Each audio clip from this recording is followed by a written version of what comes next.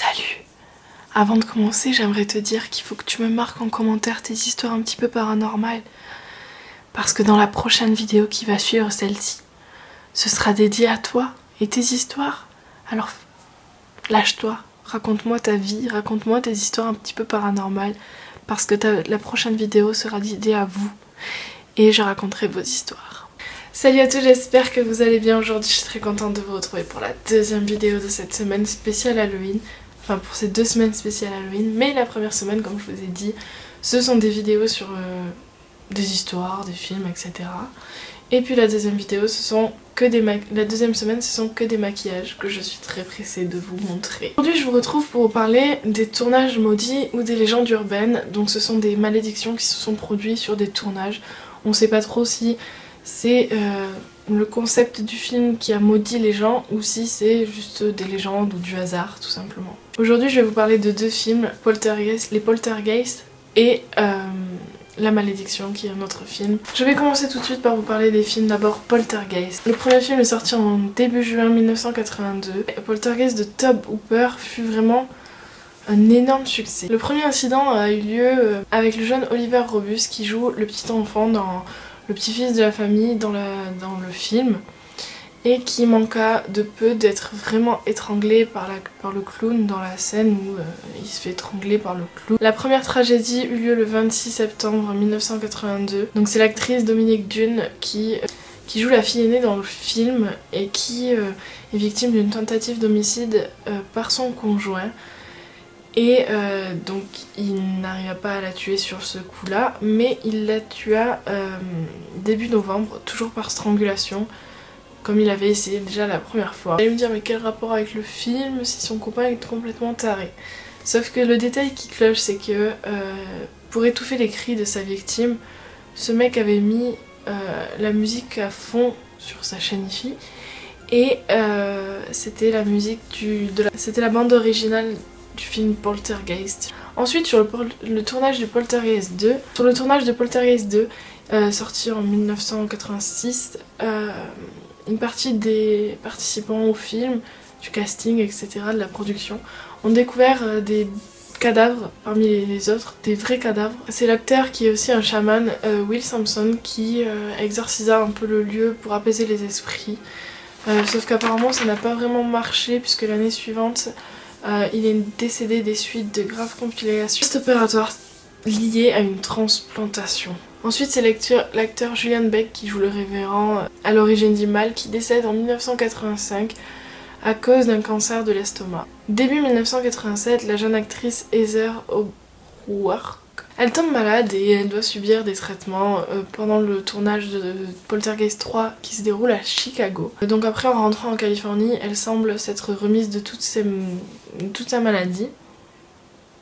Mais le 1er février 1988, elle fait un malaise et on lui diagnostique sténose intestinale.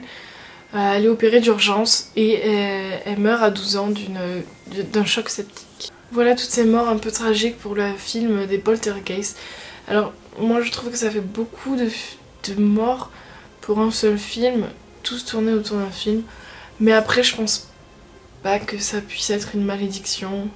Après il y en a certains qui y croient, il y en a d'autres qui y croient pas. Mais personnellement je reste un peu sceptique. Le deuxième film que je vais vous parler, il s'agit de La Malédiction. Donc c'est un glaçant film d'épouvante. Gregory Peck, qui est un acteur dans le film, accepta de jouer le rôle du père qui doit tuer son enfant malgré que dans son passé, dans sa propre vie personnelle, il a perdu son fils qui s'est suicidé en 1975. Alors les avions transportant Gregory Peck et le scénariste David Seltzer, dans 2 avions différents donc, pour regagner Londres, furent tous les 2 foudroyés.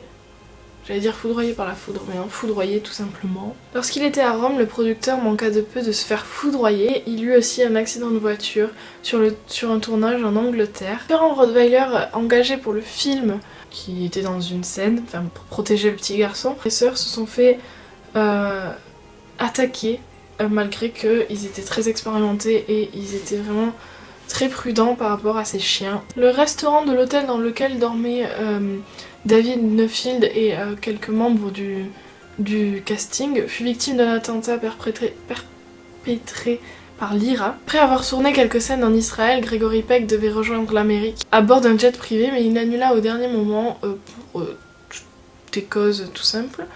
Et ce sont des Japonais, des 5 Japonais je crois, qui ont pris le jet finalement. Mais ils ne sont jamais arrivés à destination parce que l'avion s'est crashé et il a tué tous ses passagers. Un autre avion réservé pour faire les photographies aériennes pour les besoins du film. La production a annulé ce vol tout simplement pour d'autres raisons. Et c'est d'autres personnes qui ont pris l'avion un peu de temps après. Et cet avion a subi un crash aussi, tuant tous ses occupants à l'intérieur.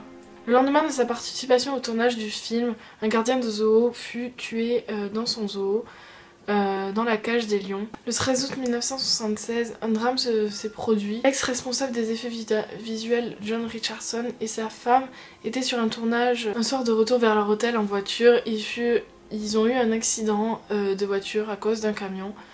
Sa femme est morte sur le coup. Le choc a été tellement terrible qu'elle a été tuée par les roues de devant la voiture. Et lui, à moitié KO, a pu apercevoir au loin un panneau de signalisation annonçant une ville à une 60aine de kilomètres qui s'appelait Omen. Et Omen, c'est un quasi-homonyme du titre VO de Malédiction. J'ai trouvé que pour le deuxième film, il y avait eu plus de catastrophes, souvent à cause des avions, etc., que dans le premier où c'était les poltergeists, etc. Alors bien sûr, j'ai pris les sources d'où elles venaient. Je vous mettrai les sources en barre d'infos si vous le souhaitez. Il y avait plus de films que ça, mais je pense que déjà ça fera assez long pour cette vidéo. Est-ce que ce sont des tournages maudits ou des légendes urbaines ou de un simple hasard que tout ça soit arrivé? On ne sait pas, on ne saura jamais. Et ça me laisse quand même un peu perplexe de me dire que ce sont tout simplement des malédictions. Je n'y crois pas forcément, mais après tout, pourquoi pas. J'espère que cette vidéo vous aura plu, que le thème vous aura plu. C'est la deuxième vidéo de cette semaine de l'horreur concernant ces vidéos.